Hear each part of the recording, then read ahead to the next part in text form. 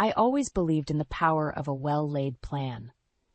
As a mother of two with a career in project management, planning was not just a skill, it was my lifeline.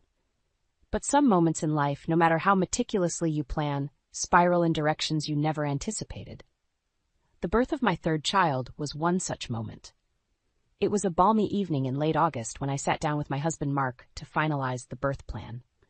Our living room was quiet, a rare occurrence in a house usually filled with the rambunctious laughter and chaos of our two sons, aged 4 and 6. They were at my mother's house for the night, a small but significant detail in the tapestry of our plan.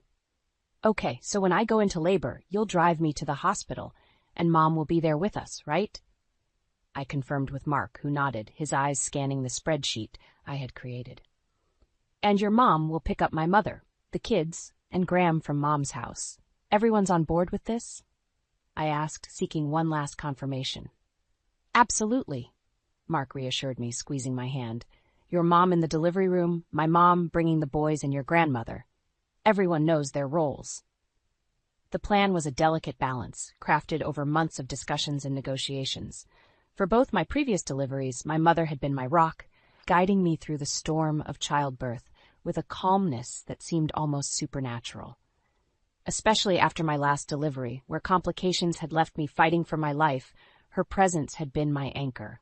I needed her there, again, for the birth of our daughter. Our daughter. The thought brought a smile to my face, mingling with the undercurrent of anxiety that had been my constant companion throughout this pregnancy. After 2 boys, the prospect of a girl had brought a new dimension to our family dynamic, one that filled me with both excitement and a hint of nervousness. "Everything will go as planned," Mark said, his voice laced with confidence I desperately wanted to mirror. "Your mom has been through this with you twice already. She wouldn't miss it for the world." I nodded, allowing his assurance to settle my frayed nerves. The plan was solid. Everyone was on board, and all we needed was for nature to take its course. But as the night grew deeper, and our house settled into a quiet that felt both comforting and eerie, I couldn't shake off a nagging sense of unease. Little did I know, that unease was a premonition of the turmoil that lay ahead. It was a crisp morning in early September, the kind that hinted at the impending shift from summer to autumn.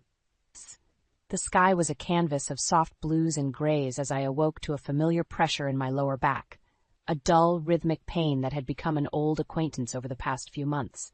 But this morning it felt different, more insistent, as if nudging me towards a realization. It took me a moment, amidst the haze of sleep, to understand. The baby was coming. Mark was already up, a silhouette against the dim light of dawn, when I whispered, "It's time." The urgency of the moment swept us into a well-rehearsed routine. While I focused on my breathing, Mark called our mothers. "We're headed to the hospital. It's time," he said, his voice a blend of excitement and nervousness. To my mother-in-law he added, "Please pick up Mom, the kids, and Graham. Remember the plan." I clutched the phone, wanting to hear my mother's voice. "I'm on my way, sweetheart," she said, her voice calm and steady, a balm to my escalating anxiety. The drive to the hospital was a blur. Mark's steady hand on mine was the only anchor I had as waves of contractions began to wash over me. Each wave was a crescendo of pain and anticipation, a reminder of the life I was about to bring into the world. We arrived at the hospital as the sun peaked above the horizon, casting a golden glow that felt like a good omen. The nurses greeted us with practiced smiles, ushering us into a delivery room that felt both alien and strangely welcoming. "Your mom will be here soon," Mark reassured me as he helped me into the hospital gown. The sterile scent of the room mingled with my growing fear. I needed my mother there, her presence a vital piece of my mental armor against the pain and fear. Minutes turned into an hour, and still there was no sign of my mother. The contractions were intensifying, a relentless tide that left me breathless and scared. Mark tried to soothe me, but his words were a distant echo against the roaring in my ears. Finally the door opened, but it wasn't my mother who walked in. It was my mother-in-law, alone, her face a mixture of excitement and something I couldn't quite place. My heart sank. "Where's Mom?" I managed to ask, my voice strained. She's not coming. I thought it would be better to let everyone rest. It's still early," she said, settling into a chair as if this were just a minor change in plans. The realization hit me like a physical blow.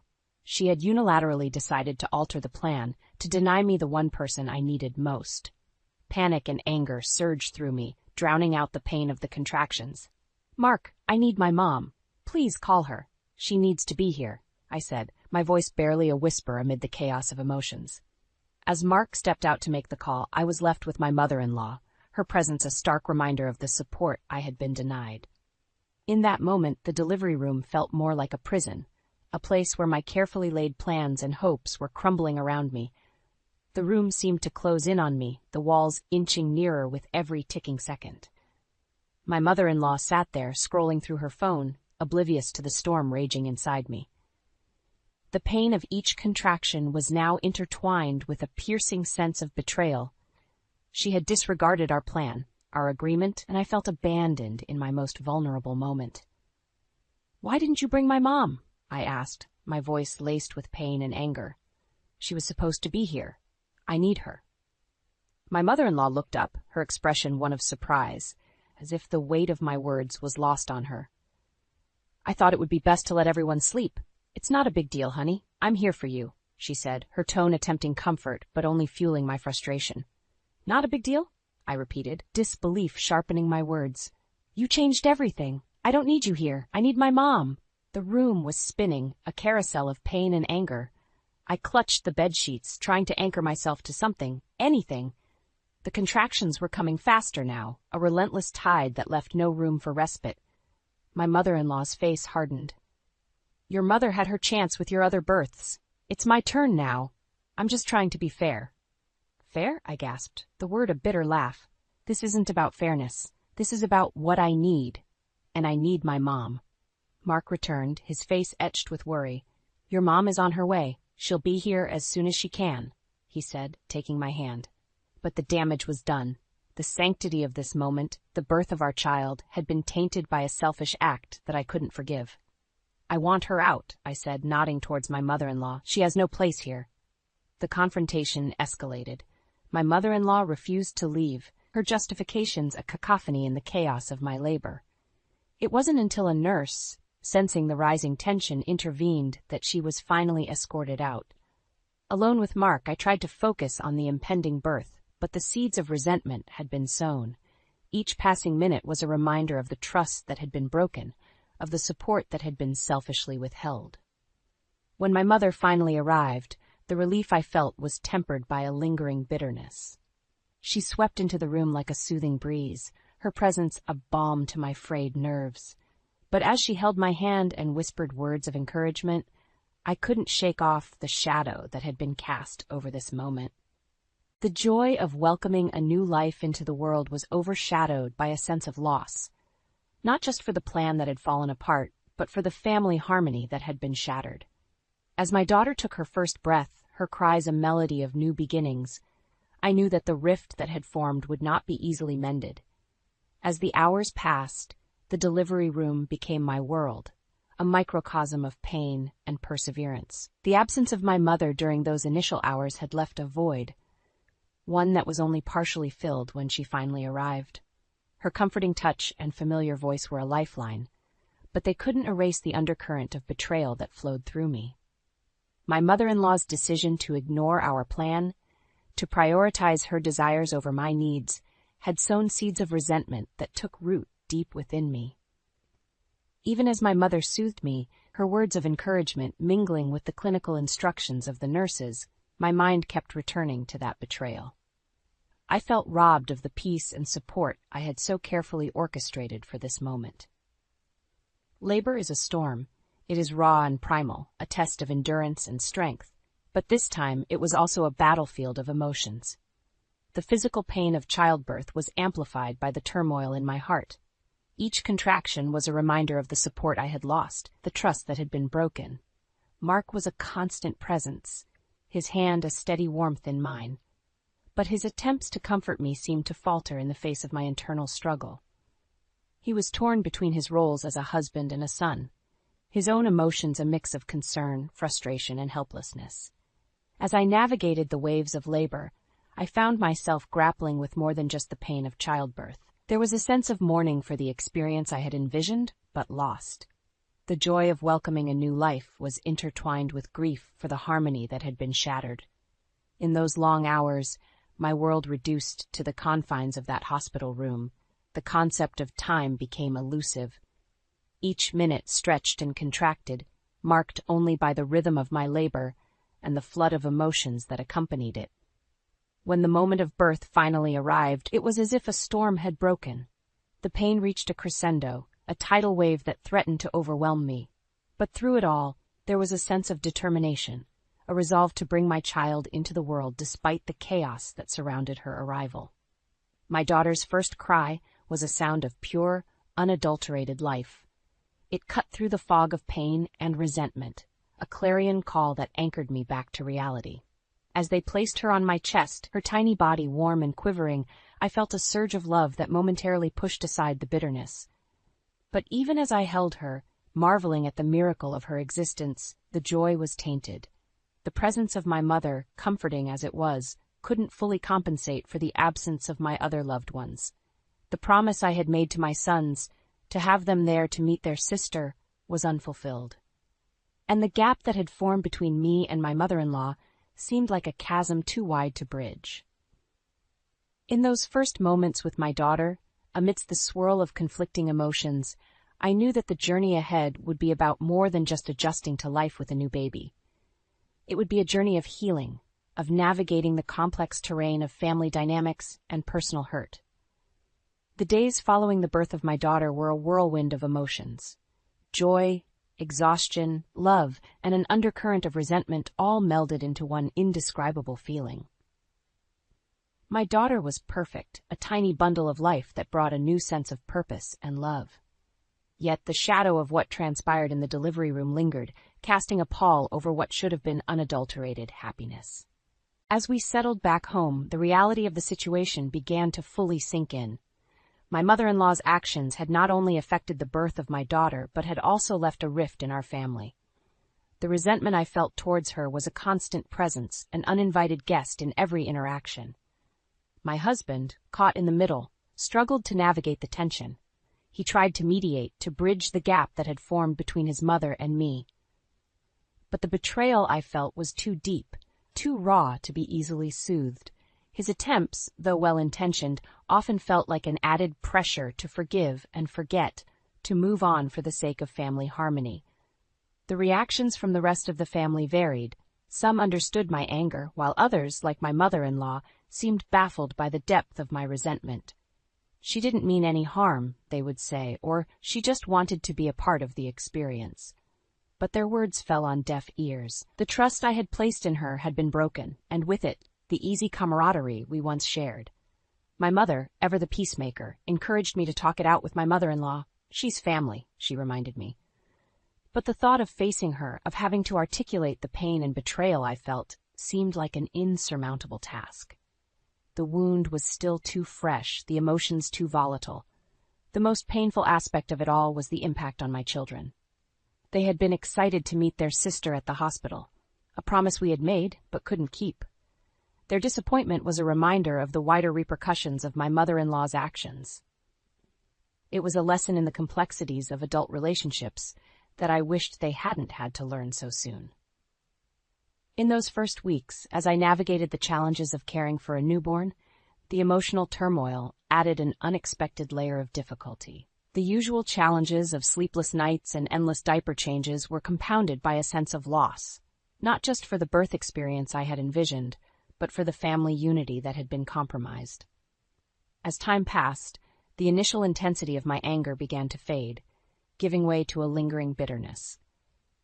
The joy of my daughter's presence was a balm, but it couldn't entirely heal the rift that had formed. The relationship with my mother-in-law had been altered irrevocably, and I found myself grappling with the reality of what that meant for our family's future.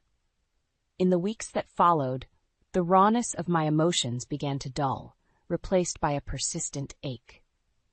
The birth of my daughter, a time that should have been filled with pure joy, was overshadowed by a lingering sense of what had been lost. The relationship with my mother-in-law, once warm and cordial, had cooled into something distant and strained. Mark, ever the optimist, believed time would heal the rift. He encouraged conversations, family dinners, attempts to bridge the gap that had formed. But each interaction with my mother-in-law was a reminder of the trust that had been broken. Her presence, once comforting, now served as a trigger for the hurt and anger that bubbled beneath the surface. My mother, a constant source of support, urged me to find a way to forgive. "Holding on to anger is like drinking poison and expecting the other person to die," she would say, quoting a phrase she had always believed in. But the path to forgiveness seemed obscured, hidden beneath layers of hurt and betrayal. The dynamics within our extended family had shifted. Family gatherings, once a source of happiness and unity, now felt like navigating a minefield. Conversations were cautious, laughter forced, as if everyone was acutely aware of the undercurrents of tension. As for my children, they adapted to their new sister with the uncomplicated love that only children possess. They were blissfully unaware of the complexities of the adult relationships around them. Their innocence was a reminder of what was at stake, of the family harmony that needed to be restored, not just for my sake, but for theirs as well. In an attempt to find closure, I eventually agreed to a sit-down with my mother-in-law. It was a difficult conversation, filled with unspoken emotions and carefully chosen words.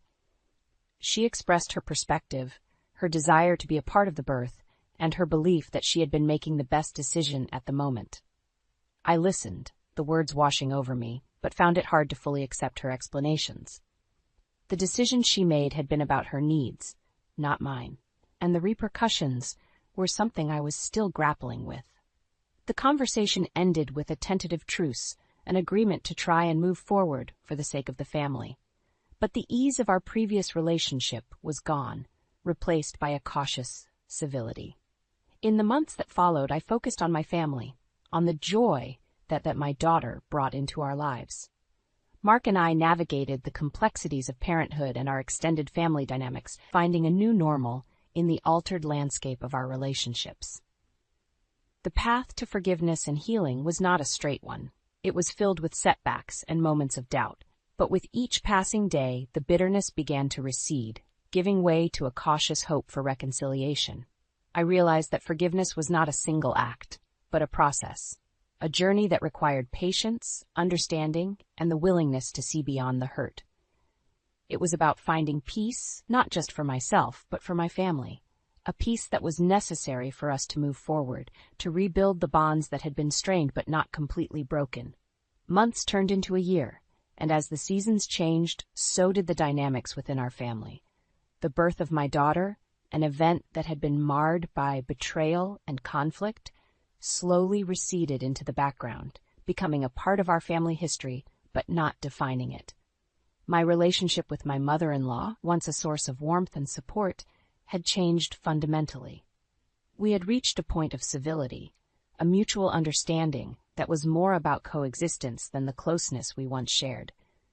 I had learned to accept her presence in family gatherings, to engage in polite conversation, but the trust that had been broken was not easily rebuilt.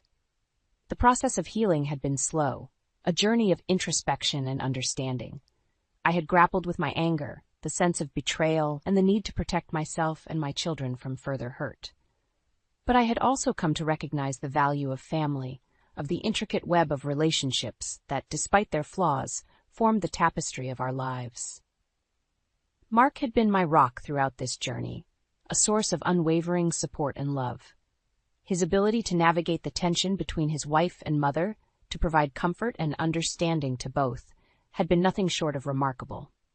Together, we had found a way to move forward, to focus on the joy and love that bound our family together. The lessons I had learned were not just about forgiveness, but about the complexities of human relationships. I had come to understand that people, even those closest to us, can make choices that hurt us deeply. But holding on to anger and resentment only served to prolong the pain. Forgiveness, I realized, was not about condoning the actions of others, but about freeing myself from the hold of negative emotions. It was a gift I gave myself, a way to find peace and move forward. As I watched my daughter grow, her milestones a series of joyful discoveries, I was reminded of the resilience of the human spirit. Her laughter, uninhibited and pure, was a balm to the lingering wounds of the past. Our family had changed, but it had also grown stronger in unexpected ways. We had learned to navigate our differences, to find a balance between the need for individual respect and the importance of family unity. As I reflect on the journey, on the pain and the healing, I am reminded of the unpredictability of life and the resilience it demands. The experience with my mother-in-law, though fraught with challenges, taught me invaluable lessons about empathy, boundaries, and the complex nature of love and forgiveness. Looking back, I see not just a story of conflict, but one of growth and understanding. It's a narrative that underscores the fact that while we cannot control the actions of others, we can choose how we respond to them. My response, ultimately, was to embrace forgiveness, not for the sake of my mother-in-law, but for my own peace of mind and for the well-being of my family. As I watch my children play, their laughter echoing in our home, I'm reminded of the importance of moving beyond past hurts. In their innocence and joy, they embody the spirit of forgiveness and the endless capacity for love. They are a constant reminder that despite life's trials, our capacity to love and to heal is boundless. This journey has also reinforced the importance of clear communication and setting boundaries. My experience has taught me to be more vocal about my needs and expectations in relationships, ensuring that my voice is heard and respected. In the end, the story of my daughter's birth is not just about a moment of betrayal. It's a testament to the power of healing and the strength of the human heart. It's about finding a way to coexist and maintain family ties, even when they are tested by conflict and misunderstanding. As I close this chapter of my life, I look forward with hope and a deeper understanding of myself and the people around me. The scars remain, but they are a part of who I am, a reminder of the journey I've been through and the lessons I've learned. They speak of my strength, my capacity to forgive, and my unwavering commitment to my family.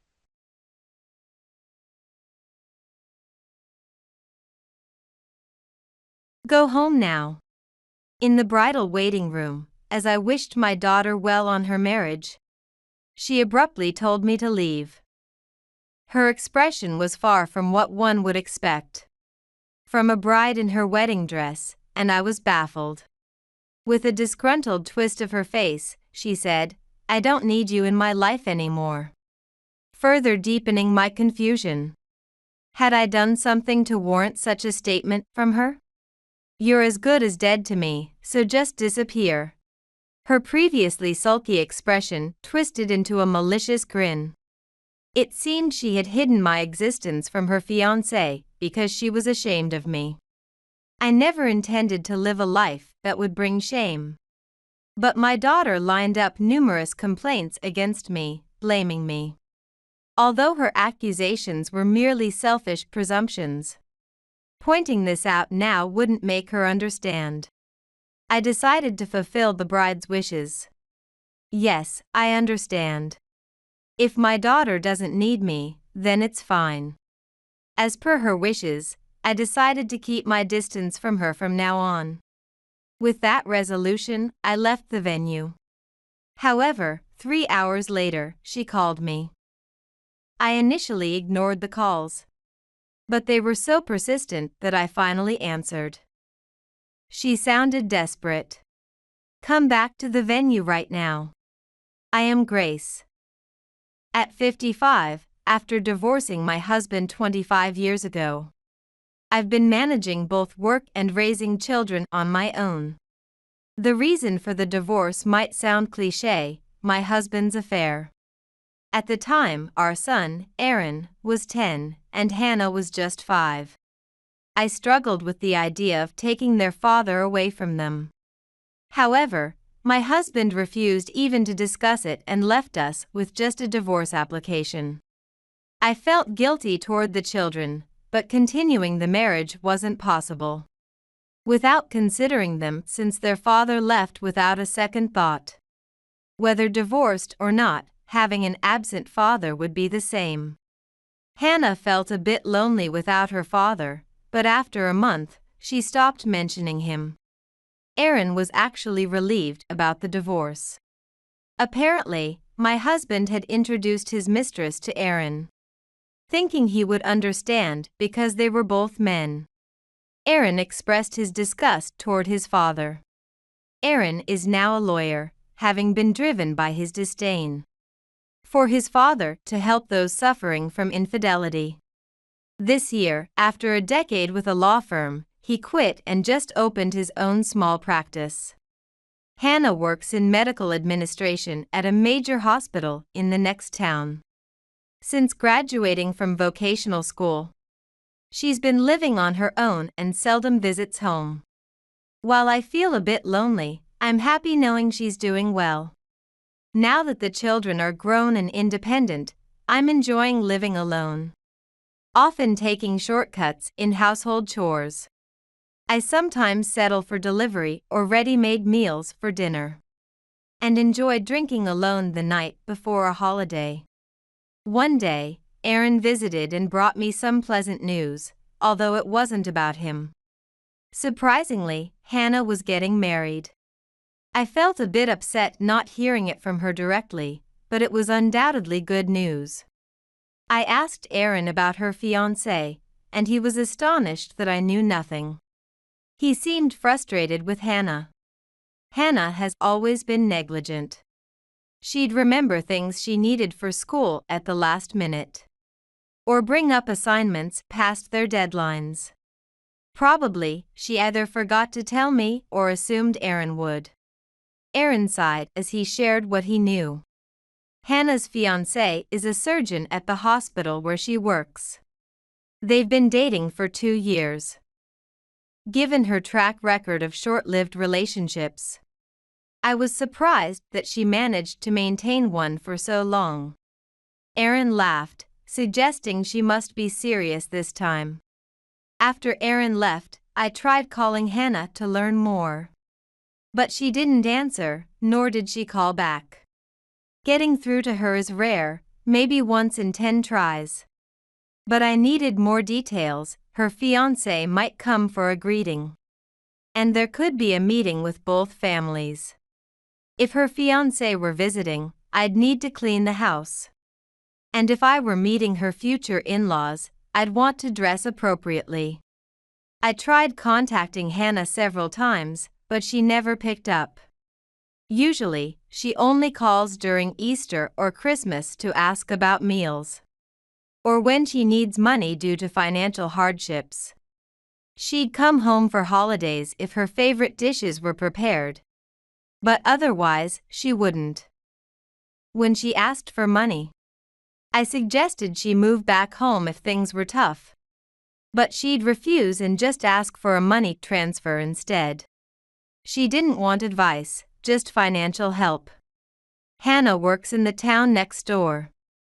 Commuting from home would be financially smarter. But she refuses, so I occasionally help her to ensure she doesn't struggle to eat. Assuming she wouldn't want to hear any nagging, she probably didn't answer my calls. Reluctantly, I reached out to Aaron again. According to him, her fiancé's parents were busy working abroad and wouldn't be back until the wedding day, so there wouldn't be a formal meeting between the families. They planned to handle the greetings on the wedding day itself. Aaron suggested they should at least greet each other beforehand, but Hannah stubbornly refused. She insisted that the wedding was their own affair, and they'd marry regardless of any objections, so greeting on the day would suffice. I could understand her point, but knowing each other as soon-to-be relatives seemed important. Maybe my thinking is outdated? On the day of Hannah's wedding, I hadn't received any communication or invitation from her. But knowing the venue and date, I dressed in a formal dress to celebrate her. Probably, in her typical negligent manner, she thought Aaron had informed me and didn't send an invite. Maybe she planned to but forgot. I had some reservations about whether Hannah could manage being a surgeon's wife. But today was her big day, and I intended to celebrate without any criticisms. When I arrived, I wasn't sure where the bridal room was due to the multiple weddings and the crowded lobby. If Hannah had informed me, I wouldn't have troubled the busy staff. After the staff guided me to the bridal room, I thanked them and knocked on the door. Hearing Hannah's voice, I opened it.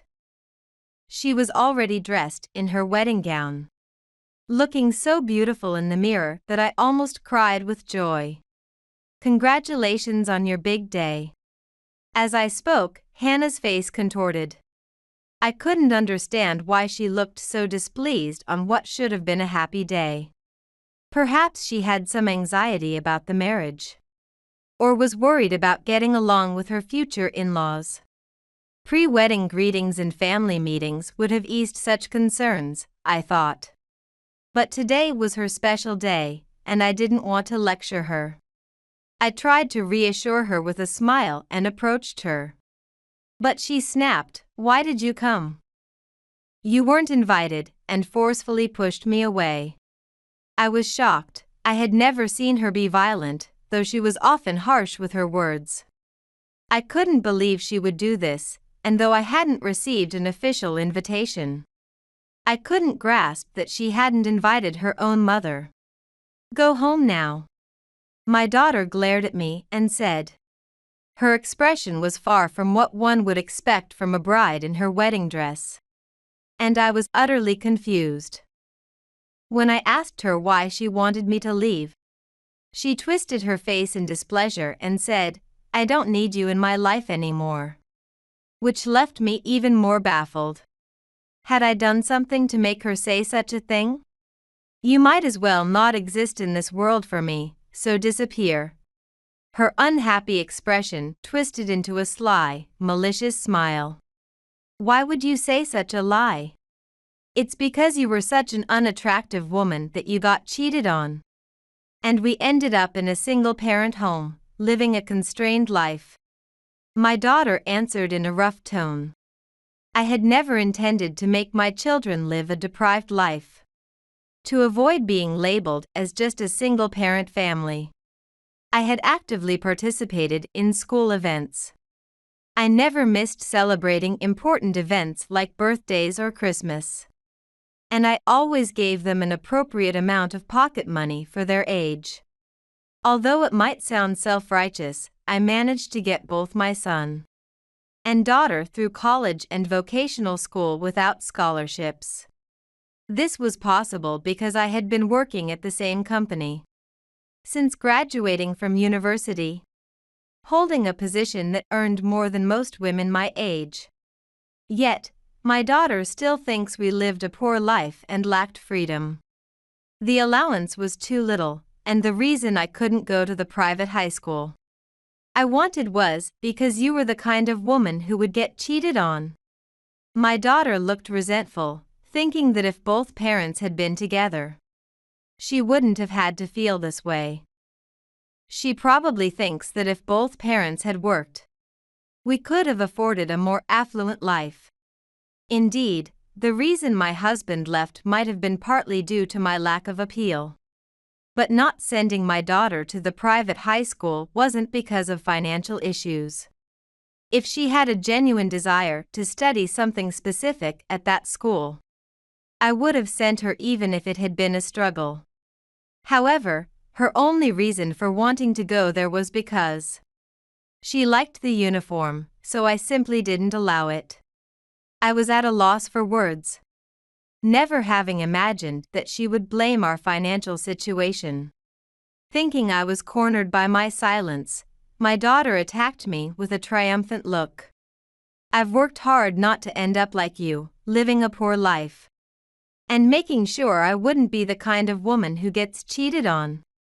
From middle school, my daughter had put a lot of effort into her appearance, and she was quite pretty. Unlike me, who only wore simple makeup, she was very skilled at it. She had boasted about never being without a boyfriend. My daughter believed that I was cheated on because I lacked attractiveness.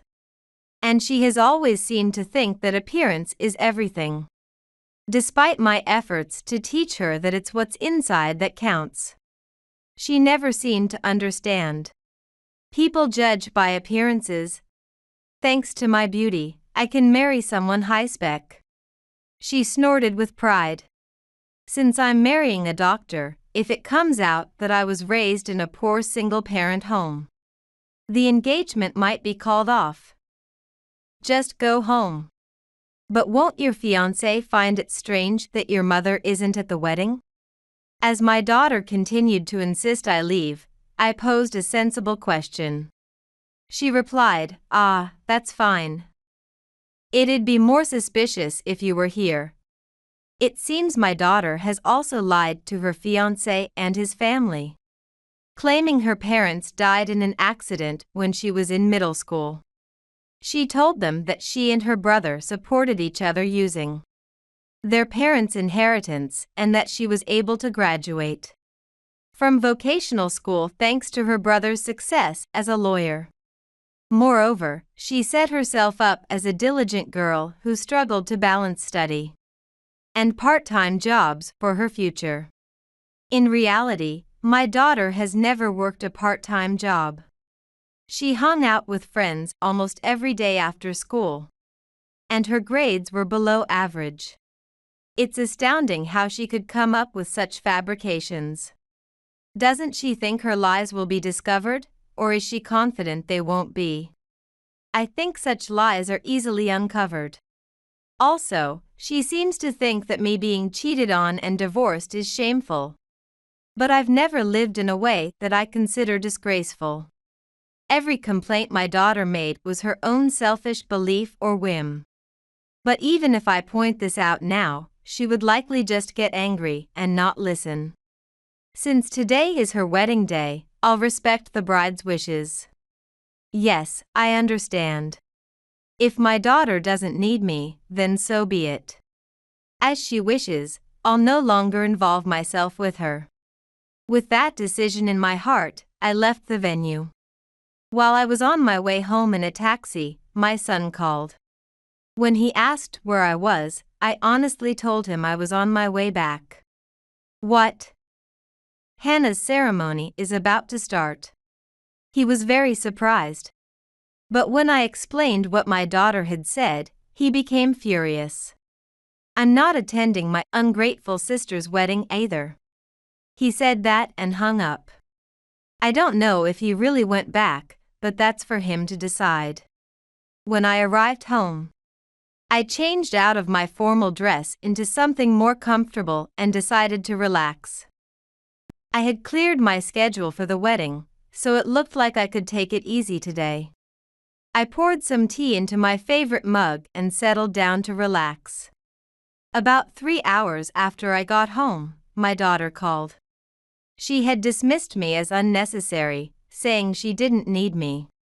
I was angry too.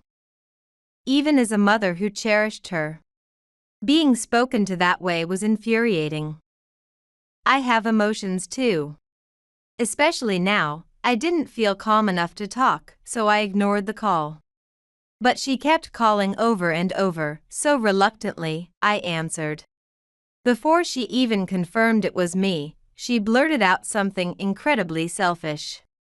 Come back to the venue right now. Why? The ceremony should be over by now, shouldn't it? I couldn't understand why she would insist on me coming back. After the wedding was surely over. After all, it was she who had told me to leave, so why should I return now? However, she kept begging in a near tearful voice. It seems the director of the hospital where she works noticed my absence at the reception and made a fuss about it. Unbeknownst to me, I had been invited by the groom's side. I work in medical device sales. I had been visiting the comprehensive hospital where my daughter works long before. She started working there, so I knew the director well. And the hospital was planning to sign a contract to introduce a very rare surgical robot in the USA, which the groom was going to use. That's why I had been invited to the wedding. Even without an invitation from my daughter, I could have attended because of the groom's invitation. But there was no sign of me at either the wedding or the reception. The director, noticing this, asked the venue staff to check the guest list. My name was already marked as checked in.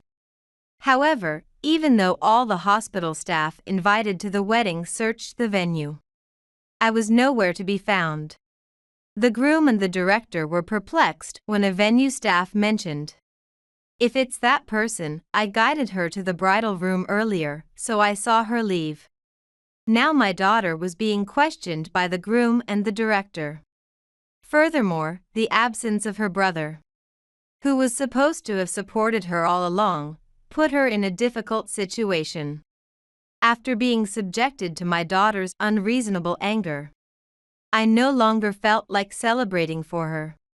However, I couldn't ignore my professional connections. Reluctantly, I decided to head back to the venue. My daughter sounded relieved and thankful. But even if I went to the venue, it wouldn't help her. If her lies were exposed, I would only tell the truth. My daughter would learn firsthand what happens when you care only about appearances and neglect your inner qualities. As I was getting ready, I received a call from my son, Aaron. It seems that my daughter, Hannah, had also called him asking for help. Although he was angry and had said he wouldn't attend the ceremony, it seemed he couldn't completely ignore his sister's plight. Aaron was waiting at a cafe near the venue, ready to attend the ceremony if Hannah apologized to me. However, as the time for the ceremony and then the reception passed, Hannah did not contact Aaron. It's unlikely that no one noticed the absence of the bride's brother. Hannah probably covered it up with some plausible lie. I sighed in exasperation at my daughter's continual lying. Aaron sounded frustrated on the phone, saying, "I don't think Hannah has any intention of apologizing. You don't need to go either, Mom." But because of my work connections, I had to go. When I told him this, Aaron said he would come to the venue with me. So we decided to meet in front of it. This time, I wore my business suit instead of the formal dress and hurried to the venue. I met Aaron in front of the venue and we proceeded to the bridal room from which I had been ousted hours earlier. Upon opening the door, unlike a few hours ago, I found Hannah out of her wedding dress and in casual clothes, along with the groom and the hospital director. I bowed to the groom and the director, apologizing for leaving after being invited. The director asked why I had suddenly left. I was told to leave by my daughter. I was just fulfilling the bride's wishes for her special day. The groom and the director, who had been told that Hannah's parents had died in an accident, looked at her suspiciously. I reintroduced myself as the bride's mother. Then, Hannah started to make excuses. "No. This person is like a relative who took care of me." But Aaron interrupted her, saying, "She's our mother who raised us single-handedly." When Aaron corrected her lie, Hannah tried to pressure him. "She was just a relative who acted like a mother, right? Right, brother?" However, Aaron did not cover for her and scolded her for lying. Then turned to the groom to apologize for missing the ceremony. It seemed Aaron and the groom were meeting for the first time. According to the groom, Hannah had said, "My brother is a successful lawyer who travels around the country, and he can't make time until the day of the wedding," and had refused a meeting between the families. That was supposed to happen before the wedding. She probably wanted to prevent the truth about me being alive from coming out through her justice-driven brother. She must have thought that on the wedding day, with all the hustle, her lies would not be uncovered. Even if there wasn't time to talk to the groom, there should have been conversations with his family. It was naive of Hannah to think she wouldn't be exposed. If she truly wanted to erase my existence, she should not have invited Aaron either. But that would break the narrative of siblings supporting each other. So she had no choice but to invite him. "What do you mean?" Hannah lied to me? The groom confronted Hannah. She excused herself by saying she thought the engagement would be called off if it was known. She was from a poor single-parent family. The director was shocked. Poor? Who? The director knew I was a top-performing salesperson in medical device sales, which typically pays higher than normal sales positions. I might even earn as much as the groom, who is a surgeon. The director explained and Hannah said, but I received little allowance. And I wasn't allowed to go to the high school I wanted because it was private. The groom, looking incredulous, asked how much allowance she received. In high school, it was $50 and in vocational school, $100. But that's gone quickly when you go out with friends. And my friends had much more money. The high school Hannah attended did not prohibit part-time jobs. Her friends simply earned their own money through work, unlike her. Isn't that enough money if you add a part-time job? That it runs out quickly. The groom pointed out, and Hannah looked caught. Indeed, she had told the groom she had struggled to balance study and part-time jobs for the future. It's no wonder the groom is suspicious. Was even the part-time job a lie? I can't trust anything about Hannah anymore. The groom slumped, overwhelmed. Hannah clung to him begging for forgiveness, but he remained silent, head bowed. The director, unable to stand it, asked if there were more lies. Then, in a flash of defiance, Hannah blamed me. It's all because you were stingy. Apparently, she couldn't see that blaming me, when her lies had been exposed, would only worsen her image. I wondered how she turned out this way, when I had tried to educate her just as well as Aaron. Perhaps her education was the only thing I got wrong. Hannah had grown up just like her father, who was frivolous with appearances and spending, always ready to dip into the family budget when his salary wasn't enough. I had repeatedly cautioned her about money, when she wanted to go to a private high school and when she asked for more allowance. But it seems none of it had resonated with her. Whether I was stingy or poor, it was Hannah who decided to lie about it because she felt ashamed of me. I recognize the effort you made to be beautiful, but it's not right to adorn yourself with lies just because you lack confidence. As I pointed this out, Hannah snapped. I didn't lie because I lack confidence. I lied because I'm ashamed of you. Even so, it's wrong to pretend your mother doesn't exist. If she had simply said we didn't get along, it wouldn't have been a lie. If she hadn't piled on lies to make herself look better, she wouldn't have lost the groom's trust. I always tried to remain calm when admonishing my children, especially as they grew older, because raising my voice could lead to escalated emotions rather than a focus on the issue at hand. Surprised by my raised voice, Hannah flinched and froze. Aaron gaped in shock, and both the groom and the director voiced their disbelief, looking coldly at Hannah. Unable to bear the situation, she collapsed to her knees and started crying like a child. I thought to myself, this must be what chaos looks like. Only Hannah's crying filled the silence, and the atmosphere was stark. Then the director spoke up. This might not be the best time, but he suddenly asked me not to cancel the contract for the surgical robot. I understood his feelings, even though it seemed an odd time to bring it up.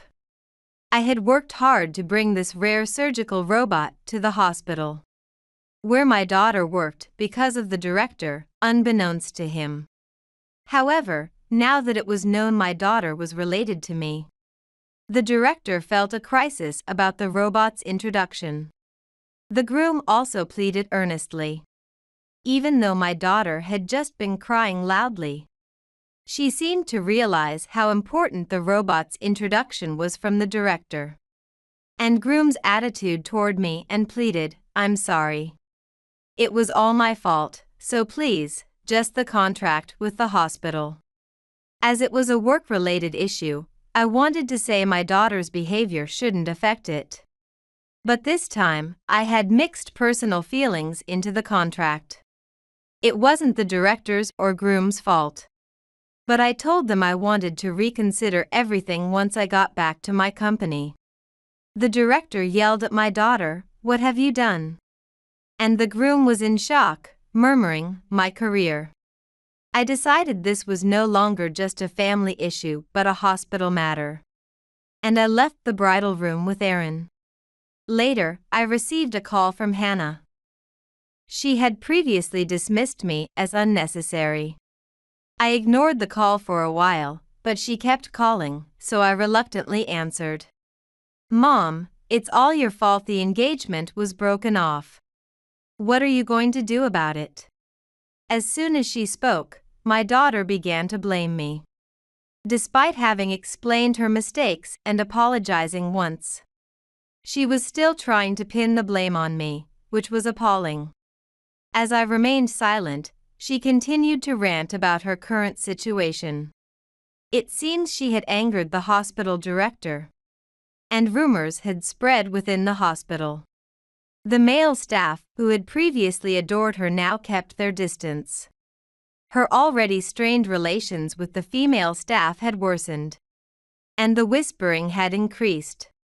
Hannah was using her engagement to a surgeon to boost her status and complained, "Now that the engagement's broken off, people will say that women who can marry are winners, and those who can't are losers, right? So, what group do you belong to now, huh? They'll say it's the lowest, isn't it awful?" I was ashamed of Hannah just as she had said she was of me. No matter how much she polished her appearance, without inner substance, it was meaningless. I pitied my daughter for still not understanding. This even after her engagement was called off. When would she ever realize? It's all your fault, Imam, so you need to take responsibility and take care of me for a while.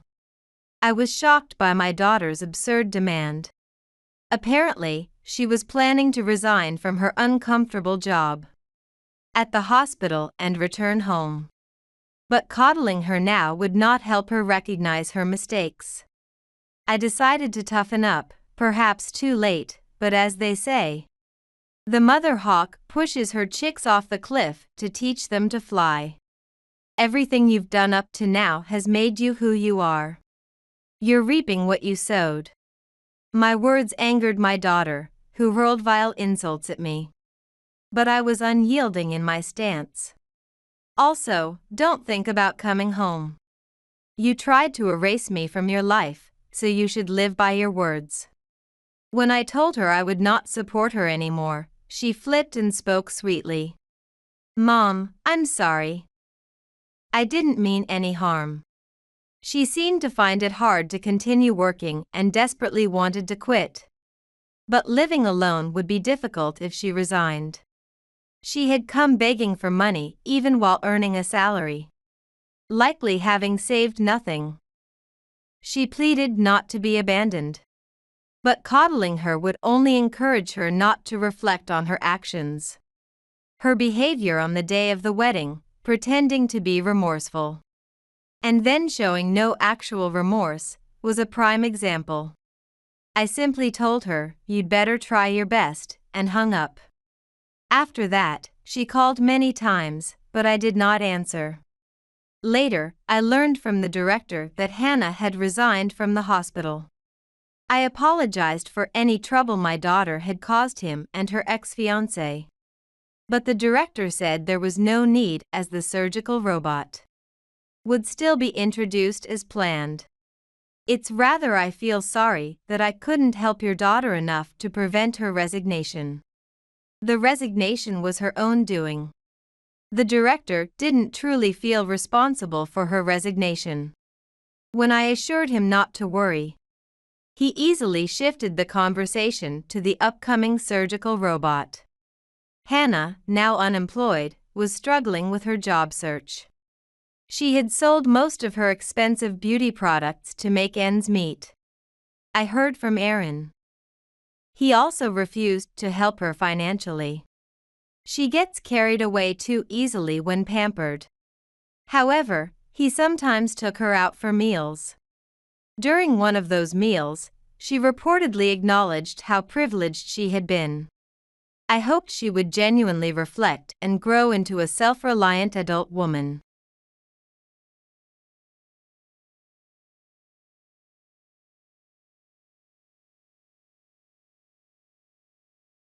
Why did you pour wine on the wedding dress? How could you ruin your sister's big day like that? Are you even a real sister? On my sister's wedding day, Mom slapped my cheek after screaming that at me. Ouch. What? Why all of a sudden? I was shocked by Mom's sudden actions and was speechless. I would never do such a thing to my dear sister's wedding dress. I tried to deny it desperately, but Mom wouldn't believe me. And even the groom started accusing me. However, a shocking truth and plot would soon come to light. My name is Kim. I'm 26 years old. I have a sister who is 3 years my junior. Her name is Amber, and we've been very close since we were children. Amber has always wanted to be a nurse, and now she's fulfilling her dream. Working as a nurse in a general hospital. Nursing is very demanding and often tough. But she finds it rewarding and wants to continue in this profession. Meanwhile, I work as a tax accountant. I've been working at the same accounting firm since graduating from university. We're both single and live at our parents' house, which is within commuting distance from our workplaces. Our father passed away a few years ago due to an illness. Since then, it's been the three of us living together. Although my mom and I don't always see eye to eye due to her spending habits, which she never seems to correct despite my repeated warnings. One day, it was decided that Amber would get married and she brought her fiancé home. Nice to meet you. I'm John Simpson, and I've been dating Amber. John is 28 years old and works at a bank. He seemed very refreshing. And I felt that Amber could be safely entrusted to him, so I heartily celebrated their union. Amber, congratulations. I'm so glad you found such a wonderful person. Thank you, Kim. Amber smiled radiantly, making me happy as if it were my own happiness. Mom also seemed happy about her marriage. With the marriage, Amber was going to move out and start a new life in a new home with John. Soon after, we received the wedding invitations. Amber had managed to reserve the wedding venue she had always dreamed of. I was also asked to give a speech, and as I prepared it, I eagerly looked forward to the wedding day. Saying there was no sadness in seeing Amber get married would be a lie. But more than that, I wanted her to be happy. I bet Amber will look beautiful in her wedding dress. I might even cry. With those thoughts, I was really looking forward to the wedding day. The day of the wedding arrived. It was a clear sunny day. As if the weather itself was blessing Amber and John. I had planned to bring a wedding board, but because of work, I was running late and brought it to the venue earlier. Then planned to give it to the newlyweds. Amber, sorry for the late wedding board. And truly, congratulations. I'm glad we could celebrate this day. Wow, what a wonderful wedding board. Thank you so much, Kim. Amber thanked me with a sparkling smile. I also extended my congratulations to John. Congratulations, John. Please take good care of Amber. However, for some reason, John slightly grimaced. Yes, thank you. I noticed John's strange expression for a moment, but it was the wedding day. And I thought he might just be nervous, so I didn't dwell on it too much. Soon, it was time for Amber and John to get ready, so I waited in the family waiting room. As the ceremony time approached, there was no call to move from the staff. Huh? The ceremony time is about to start. Maybe they're having trouble with the preparations? As I wondered, there was a loud bang. And the door was rudely opened. I turned toward the door in surprise and saw Mom standing there, pale and out of breath. Mom. What's going on? As I asked in confusion, Mom stormed up to me. Kim. Why did you pour wine on Amber's wedding dress? That's terrible. No sooner had she shouted this than she slapped my cheek hard. Ouch. What? Why all of a sudden? Caught off guard by the sudden incident, I couldn't grasp what was happening. My left cheek stung painfully where Mom had slapped me. It was the first time I had ever been slapped by someone. You're the one who poured wine on Amber's wedding dress, aren't you? Why would you do that? Mom glared at me furiously. What? What are you talking about? I would never do such a thing. I would never pour wine on my precious sister's wedding dress. I desperately denied it, but it seemed like Mom truly believed I was the culprit. In fact, Amber's wedding dress is really in such a terrible state. Feeling the blood drain from my face, I quickly followed Mom to the makeup room where Amber was. Indeed, just as Mom said, Amber's wedding dress was stained bright red. And the scent of wine was unmistakable. It was clear that someone had poured wine on her wedding dress. What is this? This is too terrible. While muttering to myself, I turned towards Amber, who stood there dumbfounded in front of her wedding dress. Amber, do you know when the wine was poured? When I asked her, she slowly opened her mouth. Yeah. I went to the restroom before changing into my dress. But when I came back, it was like this. It seems that someone did this terrible thing while Amber was in the restroom. Who could do such a thing? I began, but Mom shouted. Stop playing dumb. The culprit is Kim. Mom. I'm telling you that I didn't do it. I would never tarnish Amber's dress. Why do you think it was me? I asked Mom wearily, and then she started making an outrageous claim. I saw you sneaking into the makeup room with a bottle of wine. I was wondering what she was up to because she was acting so suspiciously. No. It's a false accusation. I didn't do it. As I vehemently denied it, John looked at me with a stern gaze. Kim. I never imagined you would do such a thing. Was your blessing for us just a lie? John, you too. How many times do I have to say I didn't do it? We can't have a wedding in this dress. We'll have to cancel it. Kim, you will take responsibility for ruining our wedding. No, that can't be. But I really didn't do it. Although John accused me harshly, I kept arguing back that I hadn't done it. Stop being so stubborn. Kim, just admit it already. And take full responsibility for ruining the wedding. Why do you insist I'm the culprit? I'm telling you I saw you entering the makeup room with wine. It has to be Kim who did it. As John and Mom continued to accuse me, Amber, who had been silent until then, seemed to realize something and shouted, Kim, run. I nodded at her words and dashed off immediately. Wait. Hold on. I could feel Mom and John chasing after me from behind.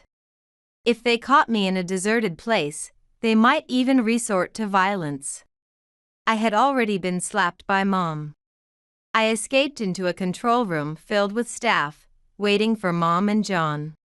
I finally caught up. Kim, running away is useless. Mom and John caught up to me, panting heavily and glaring at me. This tragedy is all because of you, Kim. Just give up quietly and take responsibility. You'll also pay for all the wedding costs, and after you've paid. John also shouted, his face twisted into a grin. Are you still saying that? No matter what you say, I didn't do it. I firmly denied the accusations, but John, looking frustrated, declared, the wedding is cancelled. It's all your fault, Kim. The wedding venue staff tried desperately to calm down John and Mom. But they were not listening. At that moment, Amber arrived with another staff member. The staff member said, we've heard all about the situation. There are surveillance cameras in the makeup room, so let's watch the footage together. Upon hearing this, John and Mom started to panic. What? There are surveillance cameras. No, well, there's really no need to check them, right? Right, Mom? Yes, that's right, John. We don't need to see the footage from the surveillance cameras when I saw Kim entering and leaving with the wine with my own eyes. John and Mom clumsily insisted that they didn't need to see the camera footage. Amber calmly told them, John, Mom, let's check the surveillance cameras. I can't believe Kim would do such a thing, and I'm sure she didn't do it. Amber. It was comforting to know that Amber believed in me. Let's all go and check the footage together. You can watch it in that room over there. The venue staff directed. Mom began to protest loudly. Wait. Let's not after all. Everything up to now, forget it. Maybe I remembered wrong when I said I saw it. Yes, I was kind of panicking too. Sorry about that. Let's just call off the wedding for today and leave it at that. As the two of them spoke nonsense, I reached my breaking point. Don't joke around. I've been accused of ruining my dear sister's wedding dress. There's no way I can just leave it like this. I will definitely check the surveillance footage. At my shout, John and Mom flinched. Amber and I, along with the venue staff, went to check the surveillance footage. Mom and John watched us from a distance, looking uncomfortable. The footage clearly showed John pouring wine onto the wedding dress. So it was John all along. I knew it. It didn't make sense for Kim to do such a thing. And it's impossible security-wise at the venue. And yet, John and Mom kept stubbornly accusing Kim. That's. John tried to make excuses, but he was at a loss for words. And John kept demanding that Kim take responsibility for canceling the wedding, not just pay for the dress. I realized that John and Mom might have been conspiring to take money from Kim. Amber, so that's why you told me to run. Amber nodded at my question. Enraged, I confronted John and Mom. Why did you do this? Just like Amber said, were you two trying to get money from me? No, more importantly, how could you do this on what was supposed to be the brightest day of Amber's life? John then laughed defiantly, his face contorting unpleasantly. Shut up. Don't yap about it, you sisters. Just shut up. I've always been dissatisfied with Amber being just a nurse. What? Amber was shocked by his words. Being a nurse means working nights and it's incredibly busy. And the salary isn't great either.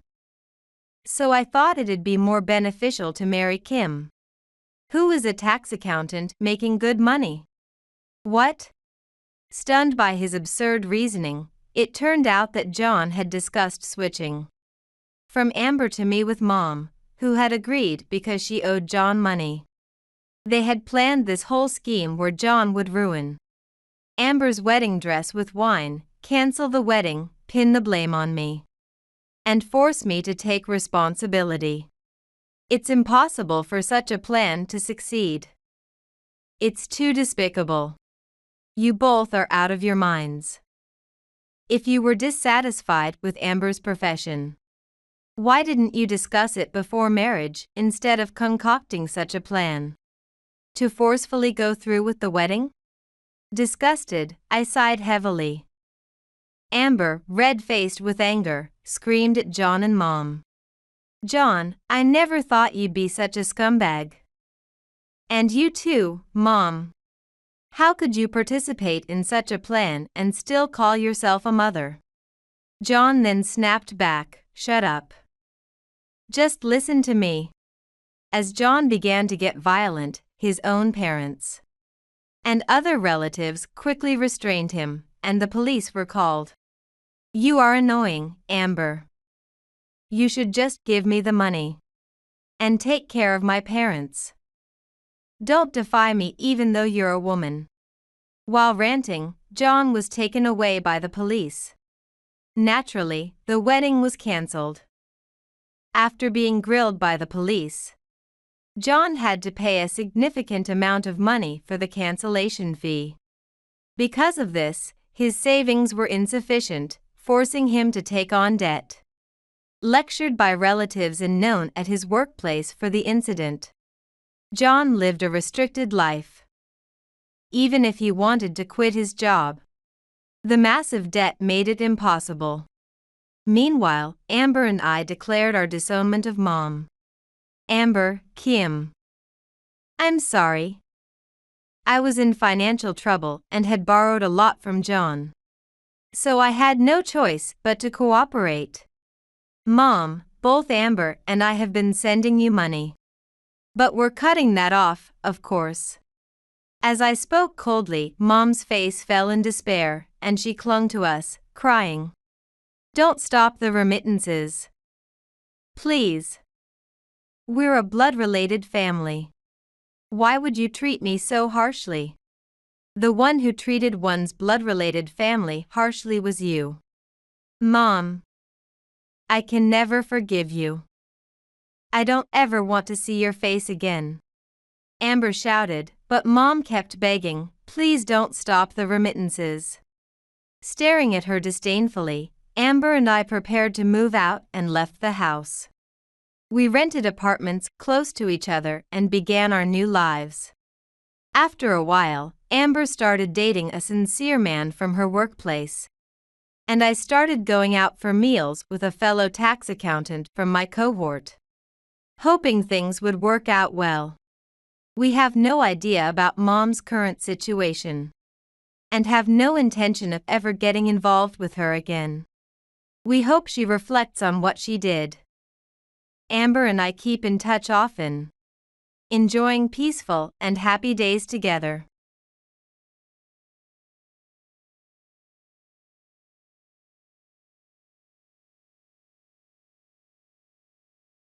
It's terrible. It seems Mom has fallen down the stairs at home and gotten hurt. No sooner had I pressed the call button than my husband, Tony, spoke in a panicked voice. What? That's why. Mom's been injured. I'm going to go back to my parents' house for a while to take care of her. I'm leaving the house stuff to you. I thought, my mother-in-law? But she's right in front of me. Right now, I'm happily having coffee with my mother-in-law at her house. What is Tony talking about? As I was puzzled, she gestured to me with her eyes and pressed her index finger to her lips with a shoe. I nodded okay and put my smartphone on speaker mode between my mother-in-law and me. Hey, is it really true that Mom got hurt? Then, I'll rush over to Mom's place right now. I made sure to confirm with my mother-in-law clearly. What? No, it's okay, it's okay. You don't get along with her, right? Leave Mom's care to me. By then. Not wanting to continue the conversation any longer, Tony abruptly hung up the phone. I was dumbfounded, and my mother-in-law, who had been holding back her laughter, burst into laughter as soon as the call ended. Let's see how things go for a while. My husband, Tony, completely disinterested in me now, still doesn't know about the secret relationship between my mother-in-law and me. I could envision his pale face in the future, and I couldn't help but smile. My name is Kathy. I have been working as a caregiving assistant since graduating from high school, and I'm now in my 50s. Tony was my high school classmate, and we got married in our late 20s. In the early days of our marriage, I had a problem. It was with his mother, Dorothy. His parents' house was nearby, so I ran into her frequently at the supermarket or when taking out the trash. Naturally, I always greeted her with a smile, but she always ignored me. Having been a well-educated career woman who traveled the world in her younger days, she seemed to disdain me, a high school graduate, as unsuitable for her son. However, I later realized this was a misunderstanding. One day, Dorothy confronted me about why I frequently left home late at night. From her probing gaze, I realized she suspected infidelity. "You're always out late at night." "I feel sorry for my son." "Mom, it's not like that. Actually, the elderly I care for often wander off at night, and their families ask me to help look for them, so I end up out late." When I explained the situation honestly, Dorothy blushed and sincerely apologized for her mistake. "I'm really sorry for being rude. I just assumed you were cheating." Seeing Dorothy apologize deeply, I also realized that I had misunderstood her. I shared a story that inspired me to pursue a career in caregiving, and she smiled warmly and looked at me kindly. I once escorted an elderly woman with dementia to the police station when I was a high school student. Seeing how kindly the caregiving assistant spoke to her, I decided I wanted to be a wonderful woman like that, and I chose the path of caregiving. I'm really proud to have become your mother-in-law.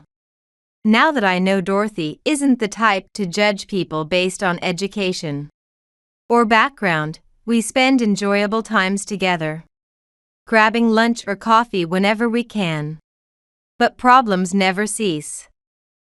About 3 years into our marriage, Tony suddenly started being cold to me. I thought he must be tired from work, so I tried to keep things cheerful. "Welcome home. They're showing that movie we watched on our first date on TV today. Want to watch it together?" It had become a tradition to prepare popcorn and watch it together whenever it aired on TV. "I'm tired of it already." "Sorry, but I have work left to do." Tony avoided eye contact and disappeared into his workroom.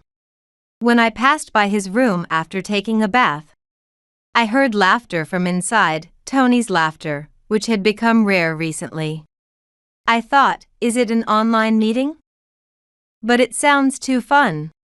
I tried not to think too deeply about it and went to my bedroom alone. However, by ignoring these occasional feelings of discomfort, the gap between Tony and me had grown irreparably deep. Previously, on our anniversaries and my birthdays, Tony always remembered to send flowers and gifts, but now he doesn't come home, claiming overtime, and sometimes reeks of alcohol when he does. "Why do you smell like alcohol when you said you were working overtime?" I demanded. Tony nonchalantly replied that a sudden business dinner had come up, clicking his tongue in annoyance.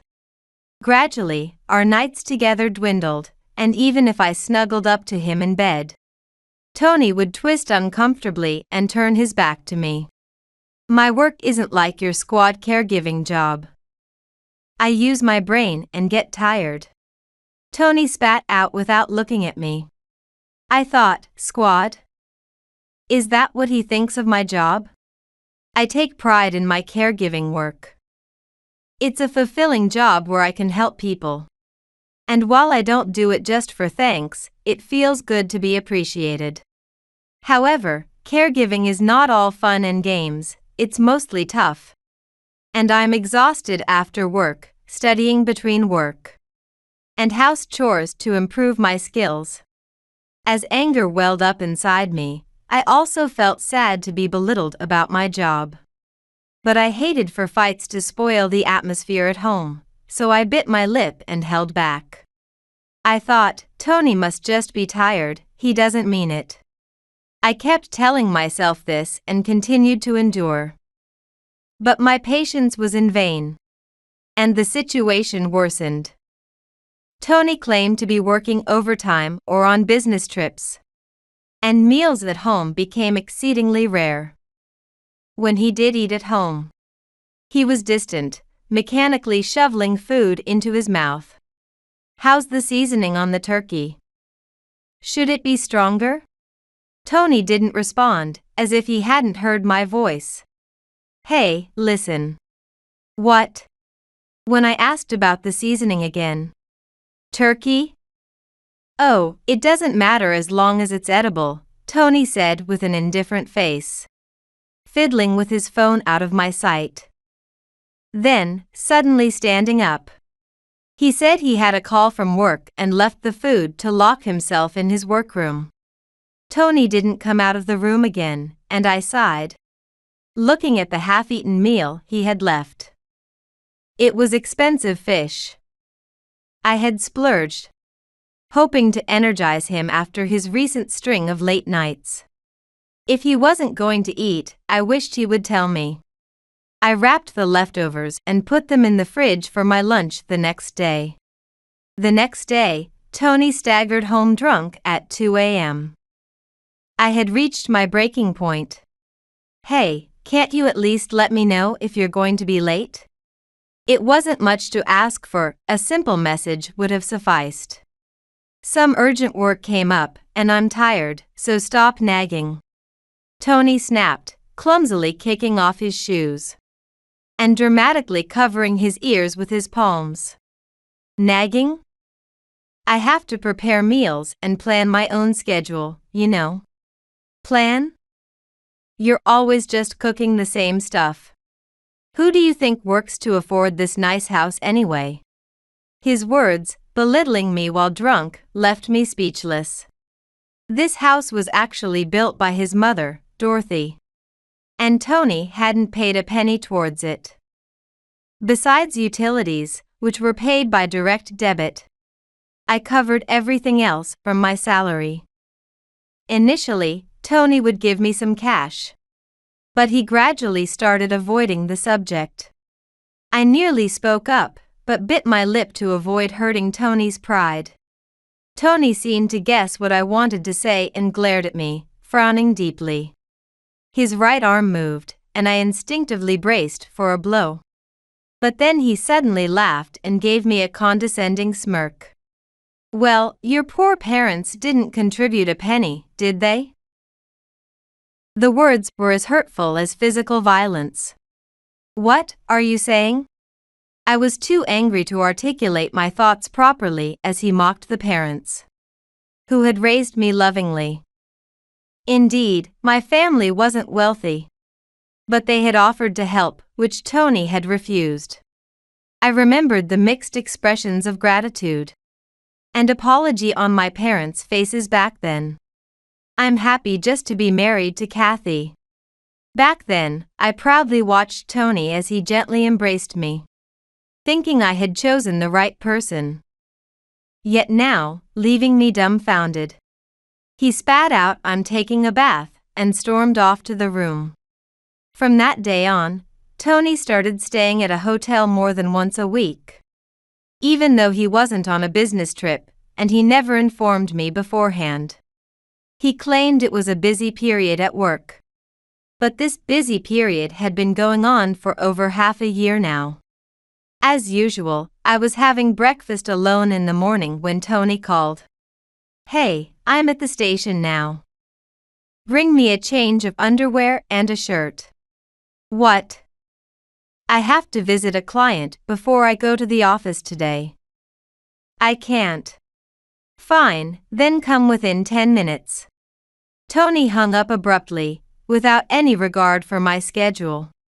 Had I become more of a servant than a wife in his eyes? It was already 8 a.m. I left my breakfast, quickly packed a change of clothes in a paper bag, and ran out without even putting on makeup. My hair disheveled. I arrived at the station gasping for breath, where Tony took the paper bag without a word of thanks. Wait here, he said arrogantly, pointing to the ground as he entered the station restroom to change. When I checked my phone, it was nearly 8:30 a.m. I had promised to be at my client's place by 9 a.m. Tony finally came out of the restroom after changing. The shirt and underwear he had been wearing were crumpled up in the paper bag he handed back to me. Tony glanced at my face, clicked his tongue, and scoffed. At least put on some makeup, won't you? He mocked my disheveled appearance and hurriedly walked towards the ticket gate. I thought, it's your fault. I wanted to shout at Tony's back, but I had no time for arguments. I shook my hair again and ran to my client's house. After finishing my work and returning home, I took Tony's laundry out of the bag, and a sweet scent filled the air. At first, I thought it was the hotel soap, but the fragrance was too strong, it had to be perfume. When I told Tony about it after he came home, he visibly panicked. Ah. That. It's just the perfume of the woman next to me on the crowded train. As he nervously rambled on about things I hadn't even asked, my suspicion only deepened. The next day, Tony came home unusually early, holding a pink paper bag. Actually, I've been looking for a perfume that suits you recently. So maybe that's why my shirt smelled. Why? It's not even my birthday. Confusion overtook any sense of delight, and I inadvertently frowned. What? I can't give you something even if it's not a special day? Ungrateful. Tony seemed displeased by my reaction, threw his bag on the sofa, and sulked. A few days later, while I was having coffee at Dorothy's house on a weekend, Tony, who had said he was working, called shortly after leaving the house. It's terrible. It seems Mom has fallen down the stairs at home and gotten hurt. He spoke loudly, so his voice leaked from the smartphone. I thought, my mother-in-law? But she's right in front of me. As I was puzzled, Dorothy gestured with her eyes and shushed me by pressing her index finger to her lips. I placed the smartphone on speaker mode between Dorothy and myself. Hey? Did Mom really get hurt? I pressed Tony for clarification, wanting Dorothy to hear him clearly. That's what I'm saying. Then, I'll rush to the family home right now. As I said this, Tony replied in a flustered voice. What? You don't get along with her, do you? Leave her to me. I'm going to the family home to take care of her for a while. I'm more qualified for caregiving. I said it's fine. By then. Not wanting to continue the conversation, Tony hung up abruptly. Dorothy, who had been holding back her laughter, burst out laughing once the call ended. Let's see how it goes for a while. Since Dorothy suggested it, I decided to watch the situation for a while too. A week later, Tony came home to pick up some clothes. Hey, how's Mom doing? I pretended to be genuinely concerned and asked Tony in a nurturing tone. Ah, the surgery went well, and she'll be discharged soon. I mercilessly pointed out the contradiction in Tony's words. What? Weren't you supposed to be on home care? Tony made a face that said he'd been caught and started making excuses at a rapid pace. Yeah. That's right. He was rushed to the hospital with a sudden illness. Had surgery, and then fell and sprained his ankle during rehab at the hospital. Stupid, right? What? A sudden illness? It wasn't an injury? I didn't ease up on my questioning. Sweat started to bead on Tony's face. Recently, he had been quite subdued, but now he looked pathetically flustered. And I couldn't help but burst out laughing. Then, the door of the next room swung open with force. "Let's hear more about that," said Dorothy, who had been waiting in the next room, crossing her arms as she appeared. Tony, caught off guard by his mother's sudden entrance, just gaped, opening and closing his mouth like a fish. "What? I thought you two didn't get along." It seemed Tony still believed that his mother and I were not on good terms. No wonder, as there had been virtually no real conversation between Tony and me for years.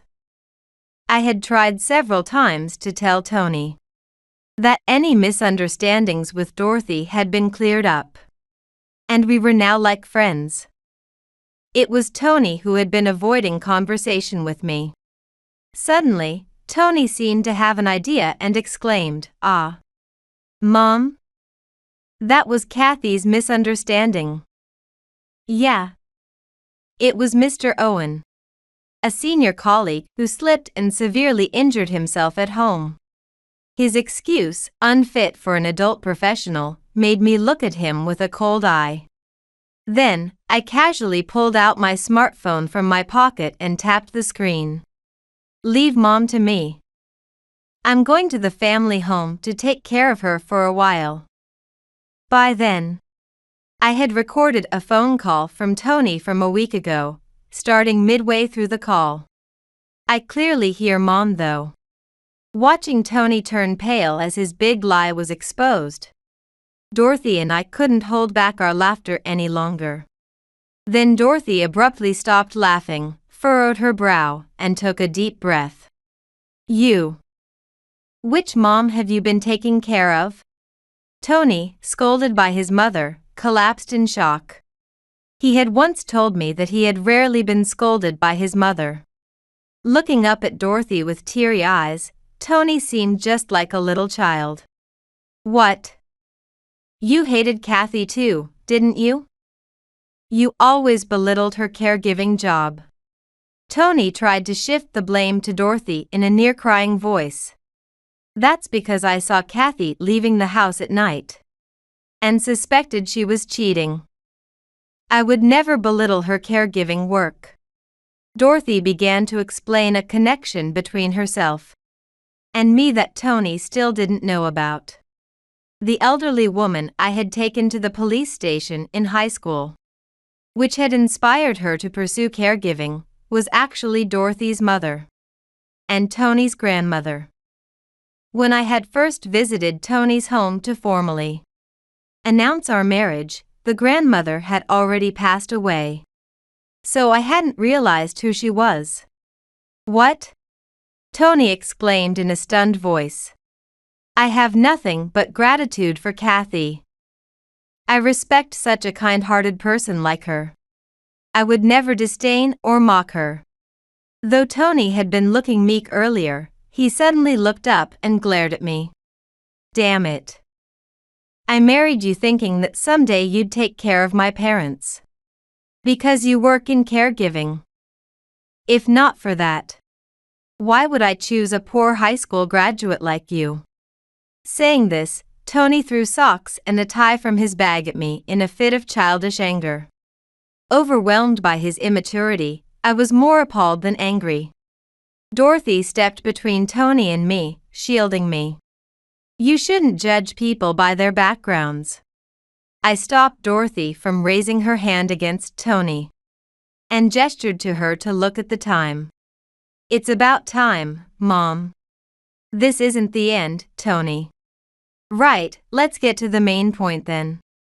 Tony defiantly rolled his eyes and clicked his tongue. "Is there still more?" Just then, the doorbell rang as if on cue. "Hello from Flower Garden." A lively female voice was heard, and as I opened the front door, a young woman in her early 20s stood there holding a bouquet. I invited her inside.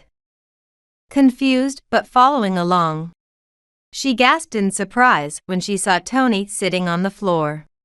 "What? Tony? Yikes!"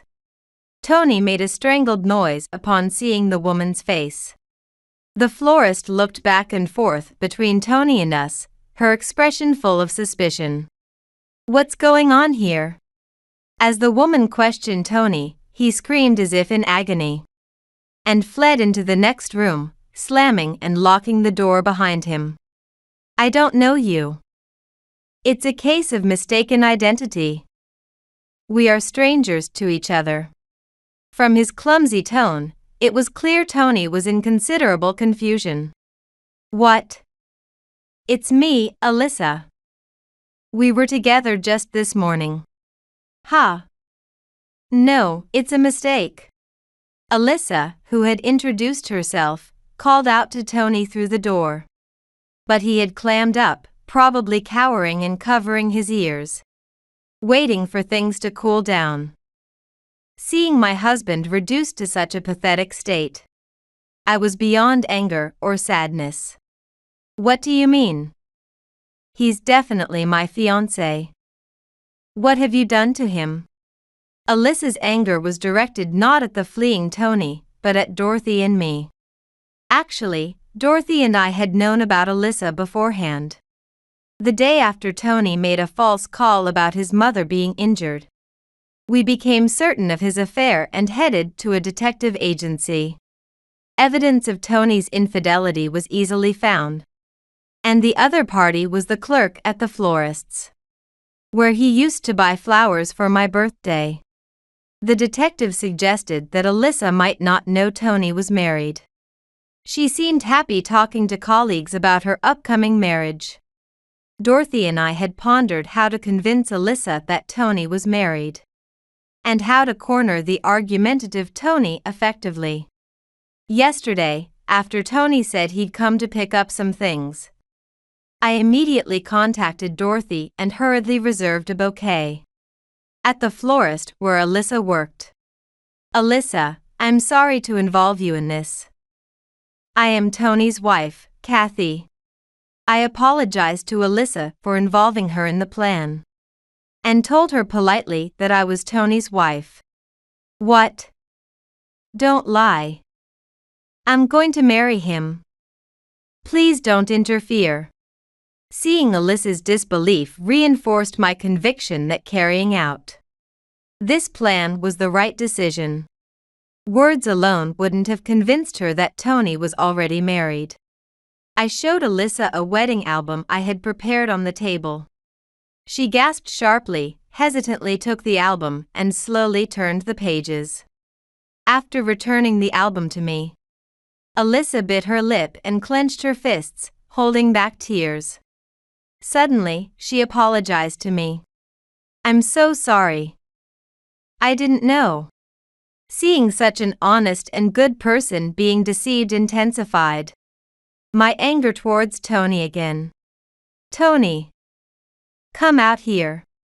Alyssa yelled towards the room Tony had fled into, pounding on the door with her clenched fists. Despite everything, Tony continued to remain silent. Alyssa had even introduced Tony as her fiancé to her father. She mentioned that her father was pleased upon hearing the name of Tony's company, believing it was reputable. "My father is the president of a client company that does business with yours. You might know it as Morris Trading." Morris Trading was a well-known major corporation.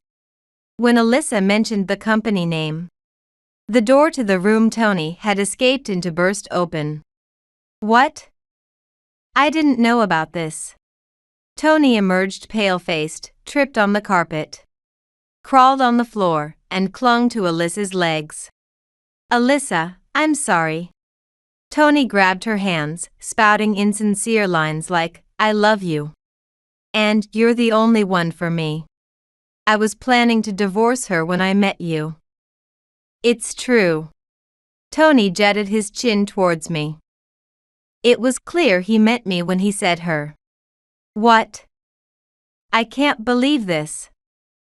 I'm glad I didn't end up marrying a scumbag like you. Alyssa turned back to me. Thank you for telling me, Kathy. Alyssa, who had been standing up for me, brushed off Tony's hands as if shaking off dirt. So be it. I really wanted to marry Alyssa, but if she hates me, we'll break up. Despite the dire situation, Tony seemed relieved. As if he thought he could end it here. He was despicably cowardly. However, Alyssa's next words plunged him into despair. What? You think this is over? I will never forgive you for deceiving not just me, but my father too. I will sue for compensation. So no. Tony crawled on the floor, then clung to his mother's legs. Help me. Mom. Dorothy, like Alyssa, shook him off. I've pampered you too much, because you had no father.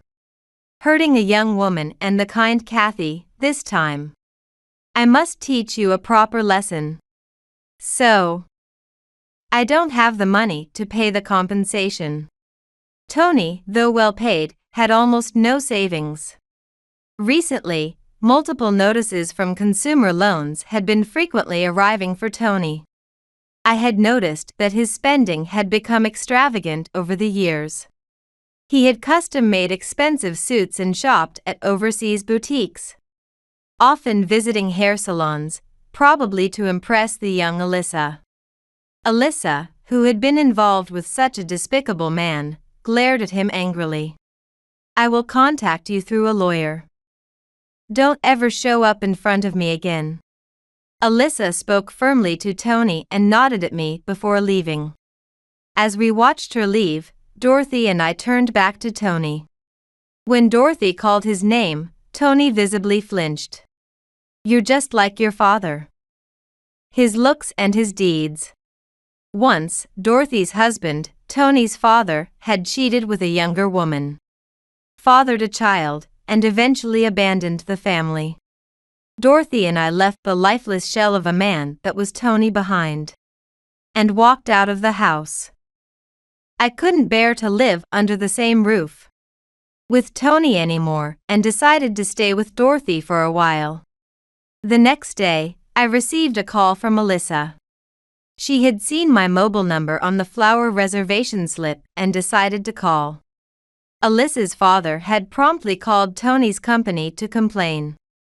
He even threatened to terminate their business dealings. But senior executives from both companies desperately tried to calm him down. Although they managed to avoid terminating the deal, Tony was demoted and sent to a subsidiary in a rural area of Southeast Asia. Alyssa successfully sued Tony and obtained the desired compensation. Kathy, I'm truly sorry. It's only you for me, come with me. Covered in debt from alimony and credit loans, and ultimately forced to go alone to a rural area abroad, Tony, with tears and snot running down his face, grabbed my hand and pleaded for reconciliation. I have my caregiving job, so I can't follow you. Make sure you work hard and pay Alyssa the compensation.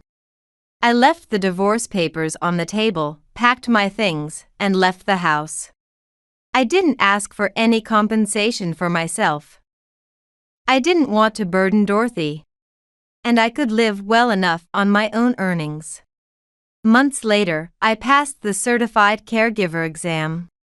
Dorothy, no longer my mother-in-law but still rejoicing as if it were her own success. And I continued to enjoy our chats and coffee breaks. We were bound by a deep friendship that transcended our former familial ties. Occasionally, we reflected on the past. But we both looked forward without dwelling on it, enjoying our new lives.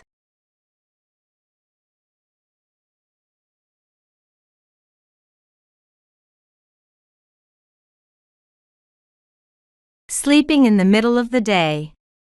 What easygoing days you live. You useless woman.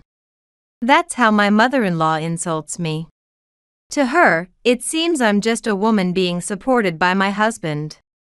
She doesn't understand the struggles I've endured. And the vast amount of time I've invested. Just 15 minutes. I simply lay down to take a short break and closed my eyes. Which made my mother-in-law furious. I was just trying to take a little break. Don't talk back. You are just a maid here. If you're going to slack off on your housework, get out of this house. My mother-in-law doesn't listen at all. Every day, she disturbs me while I work from home and makes snide remarks. It's unreasonable to expect me to endure this lifestyle any longer. I decided to stand up and said, "Understood. With pleasure. I'll leave, just as you wish, ma'am." I spoke in a flabbergasted tone, and she was stunned, saying, "What?" Ignoring her, I quickly packed my things and prepared to leave the house. As my mother-in-law silently followed, I said, "Oh, what do you think Peter will say when he hears about this?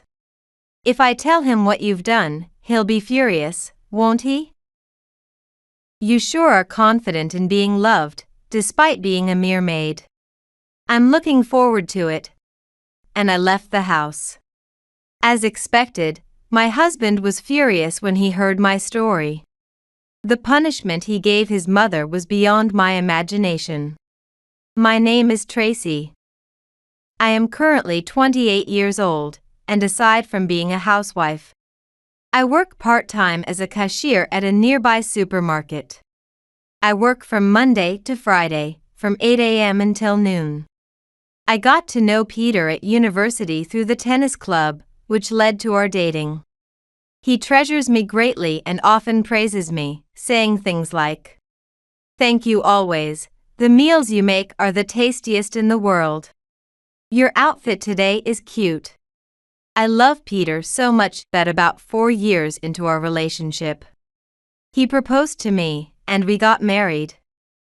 We've been living ordinary, happy days. About a year after our marriage, Peter suggested, "Tracy, shouldn't we start thinking about buying our own home?" Indeed, the apartment we currently live in is the same one room we moved into when we were dating. It's far from the bus stop and on the 4th floor without an elevator, which is quite exhausting just to return home. A home of our own. That sounds nice. The 4th floor is tough. And if we continue to live in this apartment, it would be too cramped to raise a child, wouldn't it? Right. It's small and the bus stop is far. Maybe it's time to move? As we talked about moving into our dream home, the conversation about what we wanted in a home expanded, like a laundry room. A spacious garden, wanting at least 2 children's rooms. And we began to finalize the ideal floor plan. Then suddenly Peter said, "You know, Tracy, actually, my mom is living alone in a big house right now. And it's too big for her to maintain, so she's thinking of selling it. Since there's no place for her to live, she wants to live with us. What do you think?" Peter lost his father to illness 2 years ago. Being an only child, his mother has been living alone. But the house his father built was too large and gradually became financially and physically challenging to maintain. So, that means the 3 of us would live together? You probably hate the idea, right? I know. It seems she's also been looking at apartments. But she hasn't found a good place yet. He said, seeing my reaction and speaking apologetically. It's not that I hate the idea. I always had a good impression of my mother-in-law as a kind and friendly person. But I was worried that living together might be exhausting and could potentially worsen our relationship. However, I couldn't just ignore her with nowhere to live. After a moment of thought, all right then. If that's the case, let's make it a two-family house. To avoid getting on each other's nerves and accumulating stress, let's install utilities on both the first and second floors now. Really?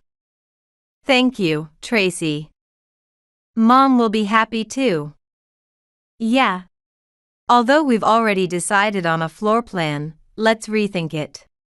With that, we apologized to the home builder and started planning a new layout that could accommodate my mother-in-law along with my husband and me. Later, my mother-in-law called. Tracy, are you really okay with living together? Yes. It's fine. We've already decided. Let's live happily together, okay? However, I do want us to avoid interfering too much with each other. Like how we do housework, work methods, and so on. That's true. We would just tire each other out. Let's do that. I'm really glad to have such a kind daughter-in-law. Thank you. At that time, I thought choosing to live together was the right decision. Little did I know that I would later realize this choice was a mistake. The house was completed, and after finishing moving in, the three of us decided to have dinner together. At the table, my mother-in-law asked, "By the way, Tracy, what kind of job are you doing now?" "I'm currently working part-time at a nearby supermarket." Huh? Part-time? For a moment, her brows seemed to furrow. "I only work part-time until noon." My mother-in-law responded with a skeptical and a discontented expression. "When I was your age, I was working my fingers to the bone, barely having time to sleep. It's amazing you can afford such a lovely home without working full-time. You really married up, huh?" Her sarcastic comment was unpleasant, but I chose not to retort and instead replied lightly, "Oh, is that so? I guess I'm just lucky." I really should be grateful to Peter. Later, I learned from my husband that his mother had worked as a nurse until retirement, including many night shifts, and it must have been tough for her. Perhaps she was irritated seeing me only working part-time. I decided to avoid discussing my work in front of her. But it's true, even though it's just a part-time job, I do have some spare time. Not wanting to be looked down upon, I discussed with my husband the idea of starting to sell the handmade jewelry I've always wanted to make. Hey, I've been making earrings and necklaces for myself, but after posting them on social media, I got more positive responses than expected.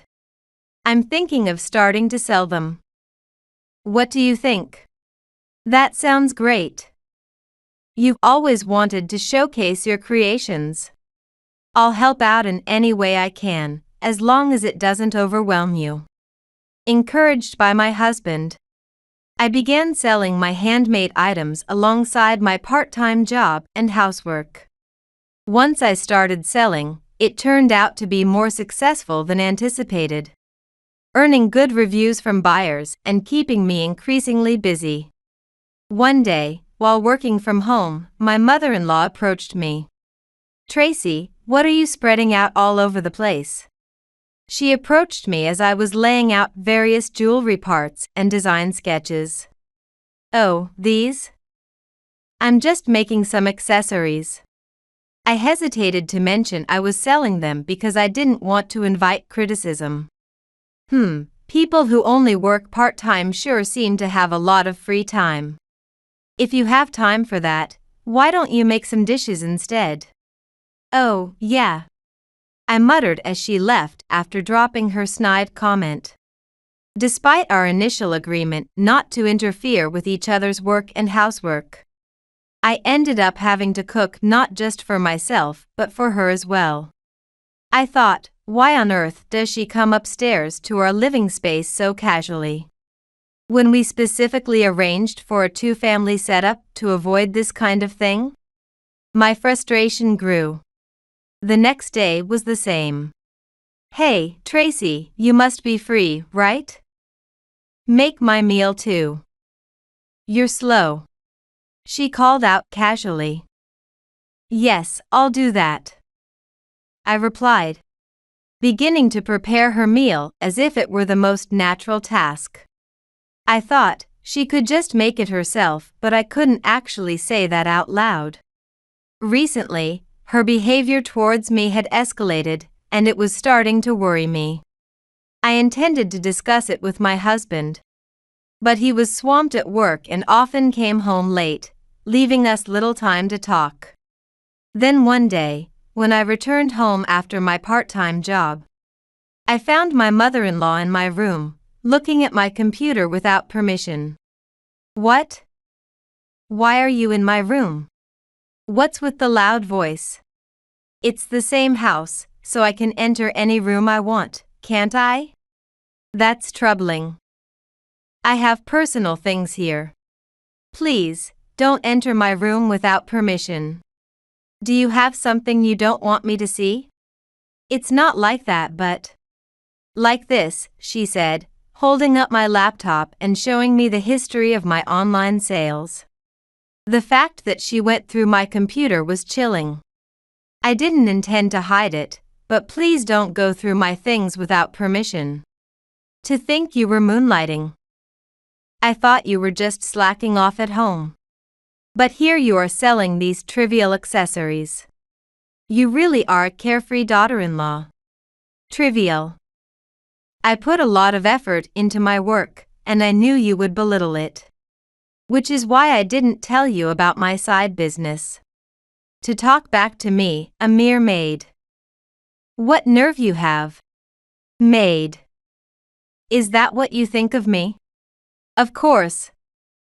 What else would a wife who doesn't bring in much income be but a maid? You should be grateful that I let you stay in my house as a maid. Her words were too harsh, leaving me speechless. How could she say such things? It was too much. But arguing with her was a waste of time when I could be finishing work for my customers who are waiting for their orders. With that in mind, I firmly said, "Please, don't ever enter my room again," and ushered her out, closing the door behind her. Orders kept coming in while I was dealing with this. I decided to focus on my work and not let her bother me. However, a certain action from her soon pushed my anger to its limits. One day, as usual, I was engrossed in making my handmade crafts. That morning, my mother-in-law had left the house saying, "I'm going out to lunch with the neighbors, so you take care of dinner. Make sure you don't slack off on the housework, maid," and, as usual, she dumped the responsibility of cooking and housekeeping on me. Understood. While I was irritated by her comments, I was relieved inside that she wouldn't be home today. I could work without feeling self-conscious. Sales have been good recently, and I've been expanding my work, even doing some drawing. It's been busy, but I really enjoy my work and find it rewarding. And my husband Peter has been supportive. I thought to myself, let's work even harder. As I was drawing, I started feeling sleepy after several nights of continuous work. I can't create good work if I keep going like this, I thought. So I decided to take a break and drank some coffee in the living room. "Oh, I'm still sleepy even after the coffee," I thought as I lay down on the sofa. I don't know how much time had passed, when suddenly something very hot splashed on my face, and I jumped up, screaming, "Ouch!" When I opened my eyes, there was my mother-in-law, standing with her hands on her hips. It had only been 15 minutes since I had fallen asleep. "What are you doing?" I was furious. It was no wonder, as she had splashed hot water on my face. Sleeping in the middle of the day. What easygoing days you live. You useless woman. To her, it seems I'm just a woman being supported by my husband. She doesn't understand the struggles I've endured.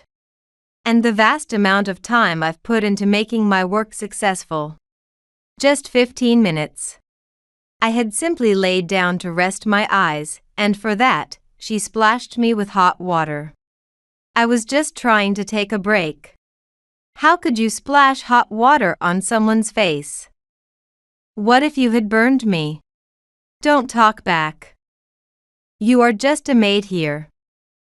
Didn't I tell you not to slack off on your chores? If you have a complaint, then leave this house. My mother-in-law wouldn't listen at all. Every day she would interrupt my work from home and make snide remarks. It's unreasonable to expect me to endure this lifestyle any longer. I've reached my limit.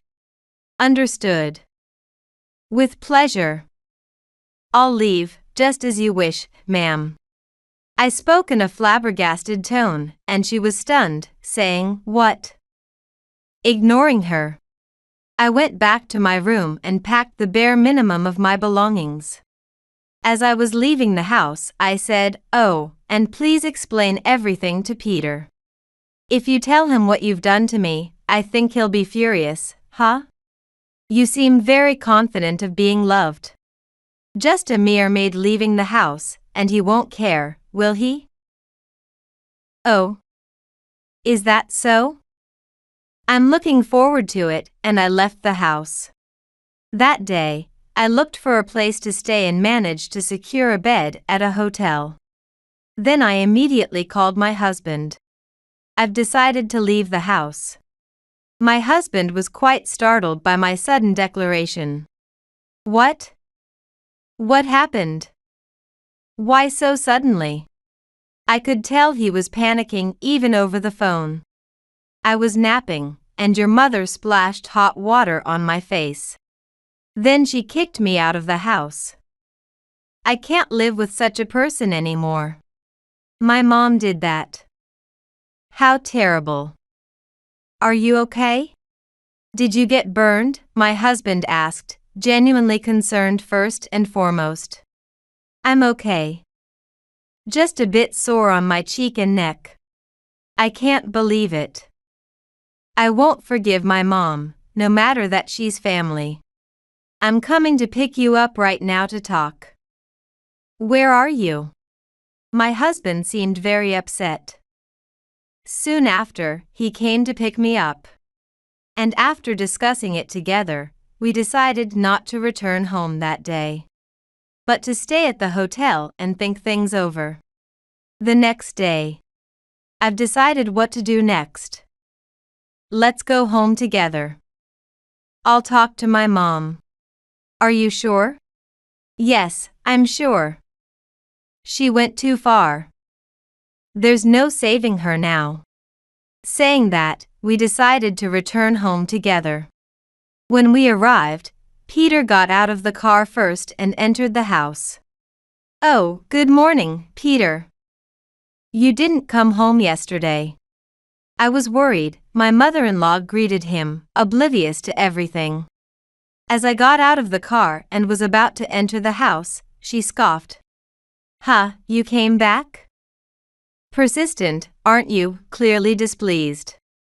Hearing her remark, Peter glared at her fiercely. "Mom. So, you've been harassing Tracy and making snide comments when I'm not around, haven't you?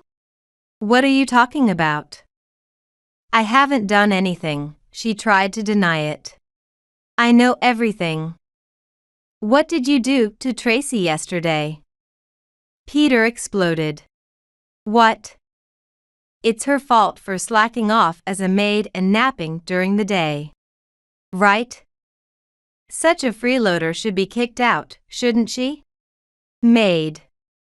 Tracy earns $30,000 a month. She's far more successful than I am." "Peter, you didn't have to say that." "What? $30,000? You must be joking." How can a woman who just makes trinkets and taps on a computer earn that much? Trinkets? That's rude. Just so you know, I've recently launched my own brand. And even received collaboration requests from famous celebrities, I bragged lightly. That's absurd. My mother-in-law collapsed, overwhelmed by the truth. Mom, Tracy has been perfectly managing both the household and her work amidst her busy schedule. And yet, this treatment. No matter that you're my mom, I can't forgive this anymore. There's a place you need to go. Saying this, he got her into the car. I also got in, and we drove to a certain destination. When we arrived, she gasped in disbelief. What? No way. It was the police station. As my mother-in-law stood there dumbfounded, he said, "You splashed Tracy with boiling water, right?" Her face and neck got burned, and she was told it would take a week to heal. We've got the medical report. You need to make amends. Indeed, since then, the pain in my cheek and neck hadn't subsided. And after visiting the hospital, it turned out I had sustained burns. After discussing it with Peter, we decided that this act could not go unpunished. It's too much, even for a mother-in-law. There's a risk to life if this happens again, so please stay out of our lives from now on. I'm so sorry. I never imagined it would come to this. I didn't know Tracy was working so hard at her job and at home. I'm really sorry. Please, withdraw the police report. Please. My mother-in-law was crying out and pleading. No. It's already decided. With that, he pushed her into the police station. With the medical report in hand, she was given a real sentence. She was sentenced to 1.5 years in prison. After that, we decided to sell the house we had been living in. We couldn't risk her returning to it after getting out of prison. We also bought a new home for ourselves, as we had the financial means to do so. Unlike the previous time, where we considered my mother-in-law in the home layout. This time it was a home just for us. Of course, we didn't give her the new address. Our new home quickly became our favorite place. 1.5 years later, after serving her sentence, my mother-in-law called Peter once. I was out of my mind. I don't expect forgiveness, but I wanted to apologize. I was disillusioned by your actions back then because I cared about you, Mom. Please don't involve yourself with us anymore. Don't say that. I want to properly apologize to Tracy. Please, let me speak to her. Peter, about to hang up, said, "What are you saying? Do you realize what you did to Tracy?" I know. That's why I want to apologize. Then stay away from Tracy. I stopped him. It's okay. I'll speak to her. It's been a while. Oh. Tracy, I'm really sorry about what happened. I didn't understand you at all and did something terrible. I really regret it now.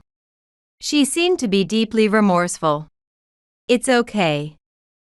I've heard your apology and you've made amends. I'm really sorry. She apologized repeatedly. After her release, without a home, she apparently lived modestly in public housing on her pension. But that's irrelevant to me now. Feeling there was nothing more to discuss, I handed the phone back to Peter. Then Peter said, "Please don't involve yourself with us anymore. Good luck." And with that, he hung up. Looks like your mother got out. Yeah, seems like it. Aren't you going to see her? I'm okay now. She's your real mother, after all. No, it's okay. We're going to be happy with our new baby, right? He patted my belly. Yes, I was actually pregnant. 8 months along. The baby was stable, and my belly was noticeably larger. Yes. We have to protect this child no matter what. 2 months later, I gave birth safely to a beautiful baby girl. Despite the busy days filled with work, childcare, and household chores, we are living happily together with our precious little one.